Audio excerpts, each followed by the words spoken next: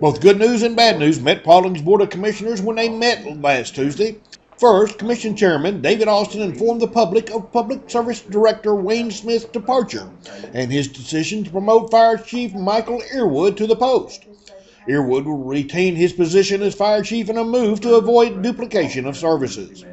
More good news was a report from the county's national lobbyist firm, Holland and Knight, which was in Paulding to help the county get its ducks in a row in regard to its infrastructure needs, primarily highways.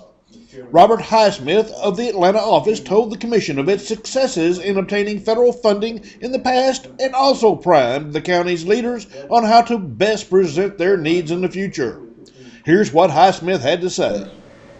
And we've been successful in that, obtaining just shy of $15 million in congressionally directed spending for the county in the course of those just over 8 years. Significant projects for which we have obtained funding, $3.5 million for Paulding Forest, $1.9 million for the Richland Creek Reservoir, and significant funding as well for the East Hiram Parkway. With the change in administration this month, and then even before that, with the change in party control of Congress after the 2006 elections, the process has become much more transparent, much more technically oriented. The Congress and the staff really want to see more of the technical detail of the projects that the county submits for funding by the Congress. They want to be certain that there is truly a federal interest that can be asserted. Clearly, surface transportation is something that falls into that, as well as water resources. It's getting easier in the sense that the new administration is committed to a massive influx of federal spending with the stimulus bill. Mr. Chairman, with continuing to work with you, with other members of the board, and with the staff to identify projects, we have a deadline really of February the 15th February the 13th is when most of the members, including Congressman Gingley, want to have project requests in. They want to know what our funding priorities are going to be. So we're working with you and working with the staff to identify what those are going forward. The Senate deadlines will be close behind. One other thing I'd like to mention, Mr. Chairman, and then I'll take any questions or answer anything that the board would like to ask, is that this is the year that Congress will reauthorize the transportation funding bill. The way they do transportation funding is that roughly every 5 years, there will be a massive piece of legislation. It's not an appropriation piece of legislation. It's an authorization bill that sets forth the transportation priorities of the Congress for the next 3 to 6 years. Again, typically from about a 5-year cycle.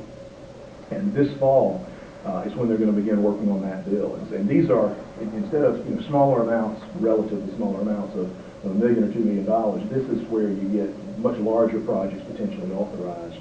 And then, of course, after they're authorized in the Transportation Authorization Bill, Reauthorization Bill it's called, then the Congress comes back and appropriates. It's much easier to get appropriations for projects that were authorized in that bill going forward.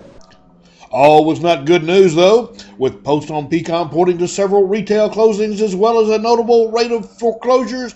The county's finances are getting a little bit tougher. Finance Director Tabitha Pollard gave this report.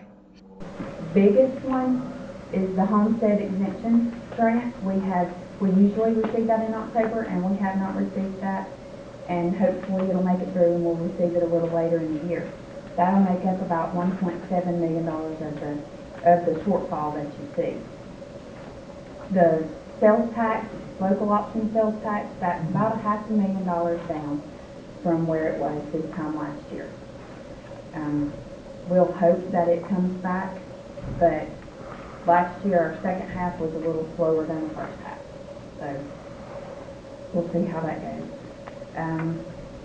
Permitting fees, engineering fees, intangible reporting tax, those are some of the things that are down this year. They were down last year as opposed to the year before, and they're down this year a little more than they were last year. So that makes up the revenue decrease, basically. And on another note, our a little more bad news, I guess.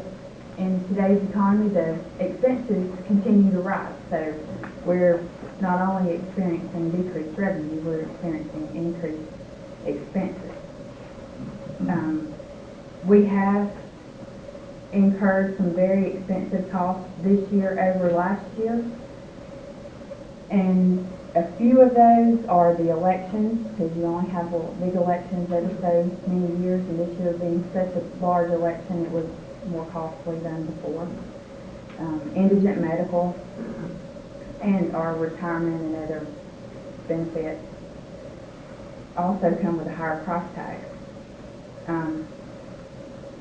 Some items that come with a higher price, we have an increased cost from year to year, but they are within the budget, and those are some of our larger departments, such as our sheriff's office and DOT. They're functioning a little more than they were last year, but they are within the budgeted amount for this year. So that kind of gives you a picture of where our revenues are, and according to this, we have $3 million shortfall in revenues at this time, but as I mentioned, there's almost $2 million of that hopefully will come back in the spring. And our expenses are about $1 million over where they were last year at this time. On back through the packet, and I won't spend quite so much time going over this information, but you have water and sewer. It'll show you kind of an update of where they are with their revenues and expenses. And I also included 911 and fire. This gets everything that's operational. So I didn't include the capital projects because those are what they are, and your SPLOST is also about $500,000 down as is well. And with all that being said, and instead of being completely full of bad news, I do have a little bit of good news to bring back to you. We had to speak with Standard & Poor's last week on a rating call, and we had spoken with them back in November. They had done an annual update, and they completed their report, and I don't have an official copy of it, but I do have a verbal from them that we got a 2-notch improvement. So we went to a AA- instead of an A stable on our revenue line. So that's very good. Great news, thank you. For the Paulding.com news, I'm G. Patton Hughes reporting.